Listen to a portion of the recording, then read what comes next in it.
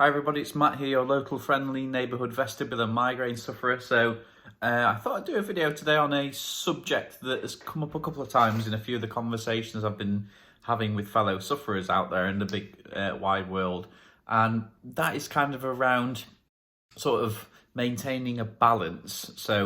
Maintaining a bit of a balance in terms of making sure you're not doing too much or overdoing it, so that you put yourself in a situation where you either trigger some of your symptoms, maybe that will lead to, it could lead to a day of derealization, or at the worst case scenario, when you cross event horizon, it leads to a situation where you're putting yourself at risk of entering a new chronic phase or having a major relapse. So it's kind of gonna sort of cover that kind of theme. So I have in my head kind of like a little kind of plan, kind of a skeleton plan really, that I stick to in a given week, where I'm keeping kind of one eye on what I'm doing or what I'm eating, just to make sure that I keep, in a nice balance. I keep in a level below that threshold, so I never cross the threshold that puts me in danger of terms of making myself poorly, or in the ultimate danger of triggering a chronic phase. So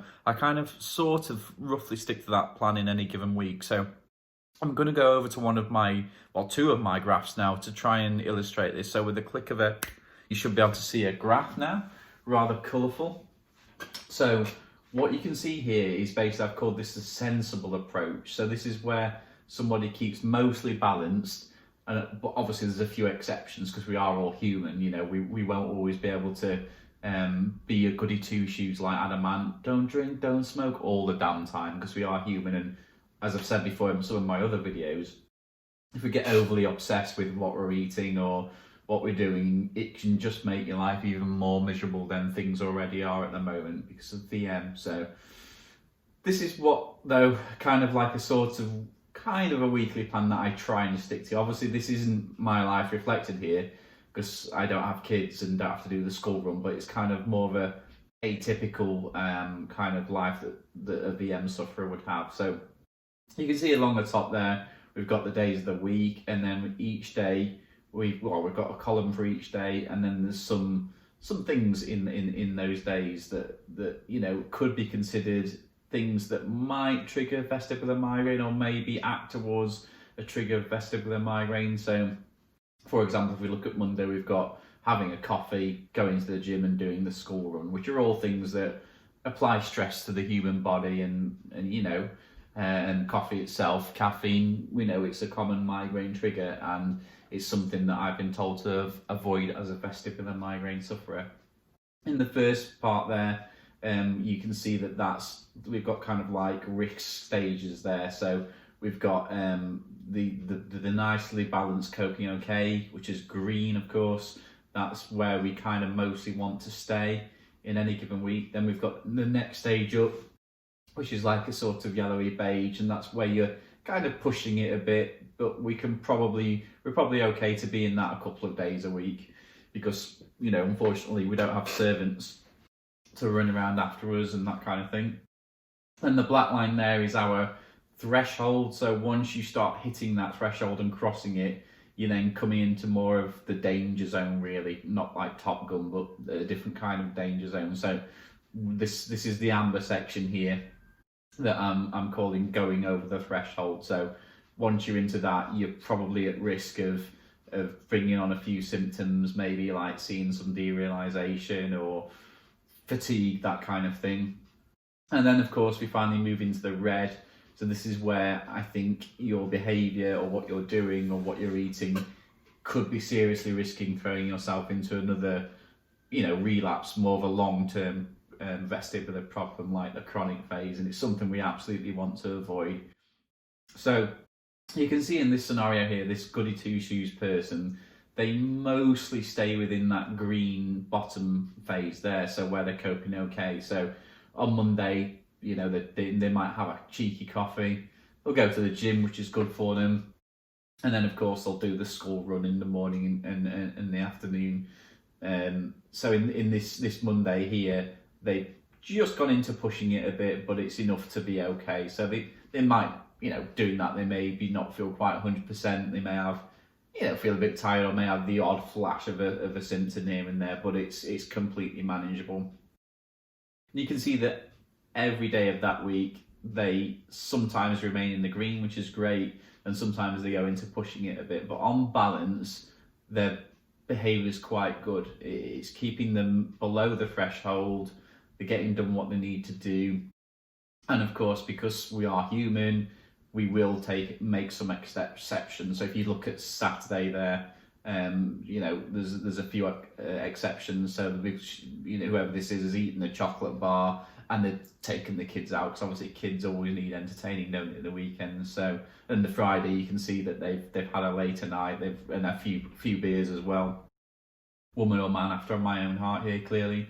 So they've built in and factored into their kind of weekly plan some treats and some vices, which for me is absolutely sensible and fine. We don't want to become a bunch of miserable squares now, do we? So this sensible scenario, they never cross what I would call the event horizon, when you basically, as many people will know, that's the point of no return, when you're getting sucked towards a black hole.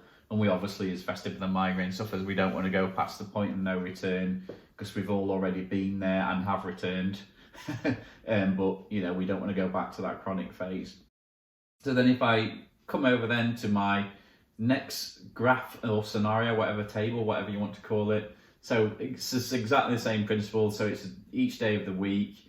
Then on the left, we've got the phases which you could slip into. So obviously we want to stay in green. We don't want to be in red. And then on the right hand side, we've got some possible impacts on how this, impacts on the migraine sufferer. So what kind of things would happen to them. So stay in the green, they're going to be feeling mostly well as possible, so around 95%. Then of course into the red, where we could end up with sustained symptoms and possible new chronic phase, which we desperately want to avoid as sufferers. So this one, I've called it the crazy approach. So this is a person who never stays within that green balance. They're always going over the threshold, and they're really risking a relapse, because it's basically they're not really behaving. They're making too many exceptions, and they're leading kind of a lifestyle that probably needs to change. And I do understand that when you've got kids and a busy life and have to hold down a job, you can't always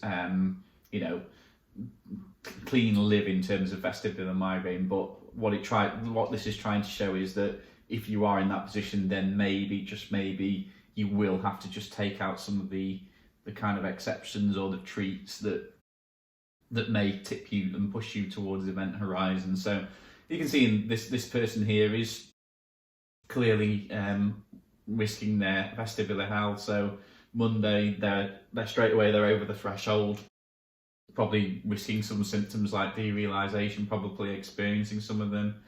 Then their situation just gets worse as the week progresses, so they're into the red by, Thursday. So they're doing too much, so they've gone shopping, they've eaten some chocolate, they were having a red wine in the evening and had a later night.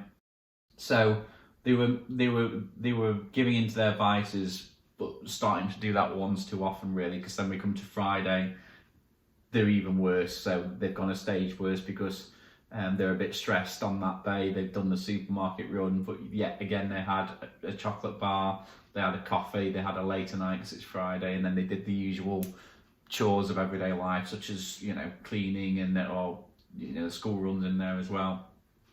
Not a good situation. Then Saturday's same kind of scenario, quite a lot of stress. They've taken the kids out, chores are being done, had another chocolate bar, had the tea out with the family, ended up having a later night. So again, too many exceptions. So if this person, did this for, I would reckon, even just a week or even maybe maximum 2, they'd be really starting to suffer in terms of their vestibular situation. And what the risk there then is that they put themselves into a chronic phase because the migraine fires and just won't stop firing.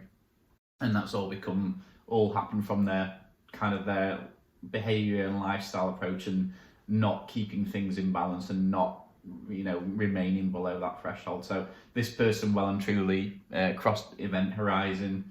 They are heading into that black hole. So we were looking at a black hole, they'd be just a frozen still image to us, to the naked eye, and it would fade away over time. So hopefully that illustrates kind of like the two approaches. So my tip is always to try and follow, and I'll click back to it, that first scenario where you cater for, you build in some exceptions because you're always going to have them, but on the whole, you just keep within that threshold. And occasionally a goody two-shoes like myself, well, I wouldn't say I'm a goody two-shoes, but a goody two-shoes in terms of vestibular, I will occasionally hit the threshold. So on a Friday night, I'm going to have some beers, probably have a curry out somewhere, stop up late, out at the pub. Those kind of things, really, they're going to push me towards the threshold. But the key is that I don't do that much at all in any given week. I'll only do that once. So it's a bit of common sense, but I think sometimes it's worth spelling out, really, some common sense. So I'm going to click back to myself now. So yes, as if by magic I've reappeared. So I hope you found that useful. So as I said, I kind of keep that kind of table in my mind in any given week, and just make sure that I'm just keeping balance and not going too far over into that sort of threshold worrying territory. I find it does really help. So for example, today I've kept an eye on what I've been eating. I've had quite a bit of computer time, obviously, because I've been at work. So threw in the mitigations with the FL41s, but then I'm thinking, well, I'm going to have a couple of beers later, so I definitely won't be looking to have something that's cheese-based for tea, or, I definitely won't be eating any form of chocolate today because I know I've got the beer exception tonight because it's a Friday night. So that's all it is. It's nothing too dramatic. It's just a little sort of tally in your mind, keeping an eye on things. And for me, it seems to have worked quite well. So if you're struggling with that side of thing, maybe give it a try. And just, remember that it is your health. Ultimately, you go out and break and do, have all those exceptions, follow, graph number 2 if you want, but you will, I'm afraid, come a cropper at some point, and you will make yourself badly again. But it's your life. These are, after all, just tips. I did that a bit like John McCrick, the gambling guy, used to do all the hand movements as he spoke about the horses. Anyway, I've rambled on long enough. I hope you found that useful. Happy to answer any questions. And remember, as you were, you'll be again. See you later.